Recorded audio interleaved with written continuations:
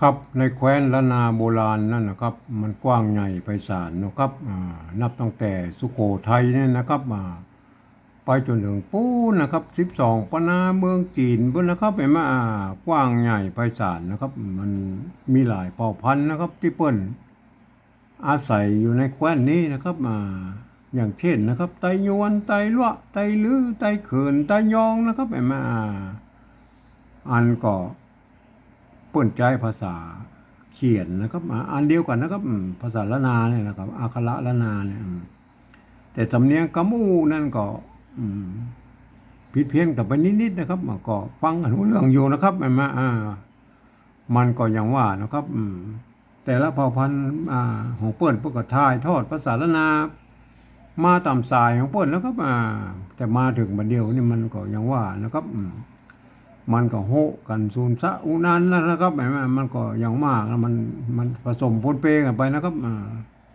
ส่วนหลักใหญ่ๆแล้วก็อันเผ่าพันธุ์ที่เพิ่นรักษาไว้ก็ยังมีเป็นป๊อกนะครับบางหมู่บ้านเนี่ยอันอย่างไตเขินเนี่ยปกติมีอยู่นะครับมาแถวสันปะตองเนี่ยก็มันมีเป็นป๊อกอยู่นะครับเป็นหมู่บ้านแล้วก็อัน จะหมู่ยองก็เปิ้นก็อยู่โหอยู่ในละปูนนี่นักเป็นนักนะครับเจ้าละปูนนะครับเป็นเจ้ายองหมดนะครับอันไตยวนนะมันจะส่วนใหญ่แล้วจะอยู่ในเชียงใหม่นะครับเห็นไหมแต่มันก็กระจายไปที่อื่นเหมือนกันนะครับไตลื้อนะครับไตลื้อก็อยู่ตั้งลำปางนะครับตั้งแป้น่านนะครับพะเยาอย่างมุ้นเนี่ยก็ไตลื้อนะครับมันก็เป็นอย่างนี้นะครับอันมันภาษาอันละนาที่คนไทยทอดมาน่ะบางคำเรามาพอกันไปเดียวนี่นะครับบางคำก็เขียนเหมือนกันนะครับบางคำกับมันก็แตกต่างกันออกไปแล้วก็มันก็เฮาจะไปจะไปทึกทักเตือนนะครับว่าเปิ้นเขียนผิดเขียนถูกนะเฮามาวิเคราะห์ตามหลักภาษาละนานะครับแล้วก็อันเอกสารสำคัญไอ้ที่เปิ้นเขียนมาในโบราณนะครับเฮาก็ถ้าบ่มีเฮาก็มาเทียบมาเตะเอานะครับคำนี้มันจะถึงคำว่านะครับที่เปิ้นออกเสียงว่าพังกะนะครับหรือพังกะนะครับบางทีกับพังกะอย่างก็มีนะครับมันอย่างเงี้ยนะครับมันแปลว่าไอ้อันในข้าวหงหินนะครับมันแปลว่ายอดโดมนะครับยอดโดมของปราสาทนั่นนะครับปราสาทยอดโดมของปราสาทแล้วเพิ่นฮ้องว่าพังกะนะครับพังกะเขามาสะกดและเขียนเลยนะครับพังกะเพิ่นอ่านว่าพังกะนะครับพังกะนะมันถ้าเฮาใจตุพระมันก็บ่เอาบ่เปิงหน่อยก็เอาให้มันงามๆหน่อยนะครับความจริงมันก็ไม่ใช่บาลีนะครับพังกะนะครับใจตัวปะนะครับปะป้อมนะครับปะละหงนะครับปะละหงเนี่ยพังเป็นตัวปะนะครับตัวปะใส่ละหงอ่านเป็นตัวพระนะครับอ่านเป็นพังนะครับแม่พังกะนะครับพังเท่าพังแล้วมันมีอย่างนี้มันก็พังนะครับใจไม่กังนะเห็นไหมพังนะครับทีนี้มันพังกะนะครับพังกะพังกะมันมีตัวกะงะกะขากะกะงะซ้อนกะนะครับเห็นไหมเขาก็เอางะ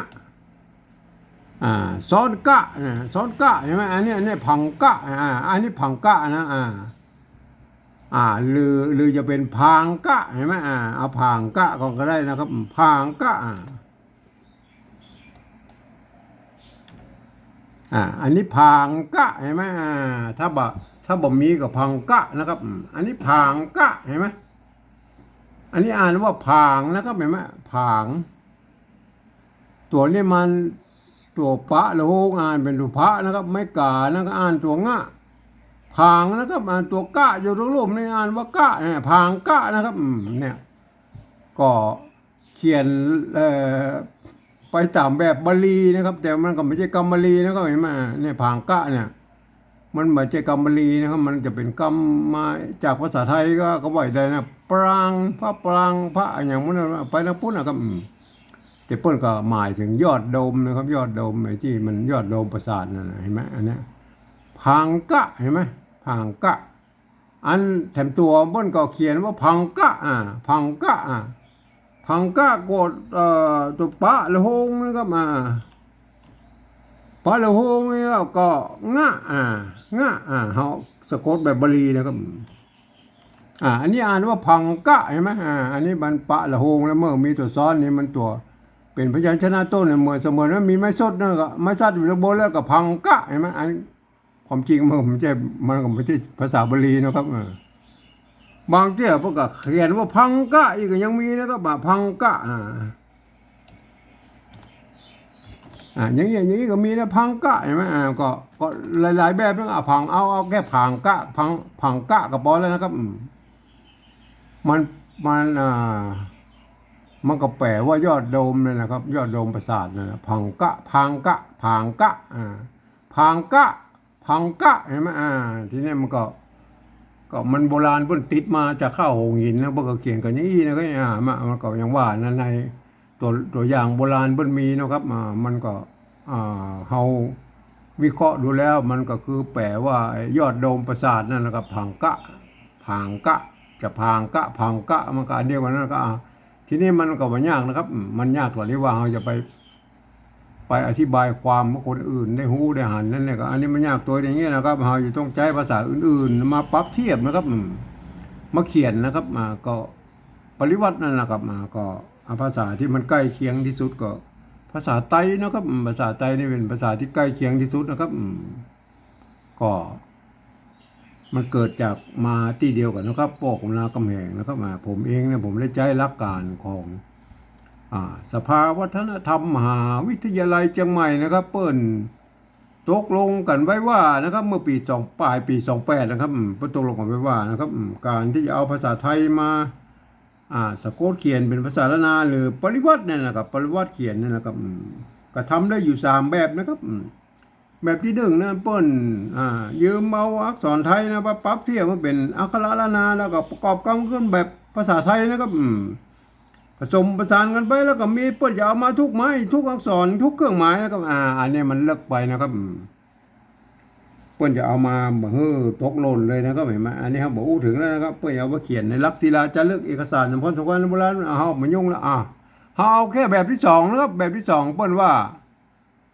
ยืมเอาอักษรไทยมาปรับเทียบมาเป็นอักขระละนานะครับแล้วก็ประกอบกันขึ้นมากับแบบภาษาไทยนะครับผสมประสานกันไปนะครับก็บางครั้งไม้หรือสระเนี่ยมันตรงตัดกันหรือมันเหมือนกันนะครับไทยกับเมืองมันเหมือนกันนะก็สามารถบูรณะคำศัพท์เขาเขียนออกหน้าตามันออกไทยๆนะครับแต่เวลาอ่านนั้นท่านต้องถึงว่าอักขระเหล่านั้นเป็นอักษรละนานะครับอักขระละนานะครับท่านจะต้องอ่านใช้หลักการภาษาละนาอ่านนะคนทั่วไปสามารถเข้ามาอ่านได้นะครับคนทั่วไปเนี่ยจะไปอ่านแบบที่3ปุ้นนะครับเดี๋ยวเขาก็โอ้มคำแบบที่3นะเอาแบบที่2เทียบก่อนตัวปะป้อมนะครับปะป้อมก็เอาตัวปะเห็นไหมตัวปอปลาเนี่ยปอปลามาเทียบเป็นปะป้อมเห็นไหมตัวละหงละหงตัวละนะครับเห็นไหมไม้กานะครับสลานะครับตัวง่านะครับตัวง่านะครับตัวก้านะครับตัวก้าเอายืมคอควายนะครับมาเทียบนะก็มันมีไม้ทั้งหลังก็คือมีไม้กะซ่อนรูปอยู่แล้วนะครับก็ใส่ไปนะครับมันงงนะครับก็มันจะอ่านว่าปรางคะนะครับมันอ่านไม่เป็นถูกปะนะครับตัวปะละหงนะครับไม้กานะตัวงะนะครับตัวกะนะครับไม้กะนะตัวปะละหงที่เพิ่นอ่านเป็นตัวทัดไปนะครับพระนะครับต้องอ่านเป็นพระนะครับอ่านว่าพางกะนะนี่ตัวกะนะครับไม่ใช่คะนะครับตัวกะนะครับพางกะเห็นไหมอันตัวหลังเหรออันตัวหลังก็ปะนะครับตัวปะป้อมเห็นไหมละหงนะครับละหงกับละเรือนะครับเห็นไหมอันนี้เสมือนว่ามีไม้ซัดอยู่ตรงบนนี่แล้วเห็นไหมมันเขียนแบบบาลีนะครับตัวง่านะครับงองูเนี่ยเนี่ย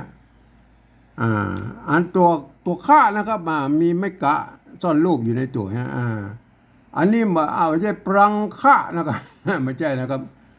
ตัวปะละโหงนี่อ่านเป็นตัวพระนะครับอ่านว่าพังนะครับอ่านว่าพังตัวกะนี่มันก็อ่านว่ากะนะครับพังกะใช่ไหมต้องอ่านอย่างนี้นะครับคนทั่วไปไม่สามารถเข้ามาอ่านได้นะครับอ่านแล้วมันจะพิเพี้ยนสำเนียงนะครับคนทั่วไปจะต้องไปอ่านแบบที่3พูดนะครับ หลักการของการเขียนภาษาปริวัติ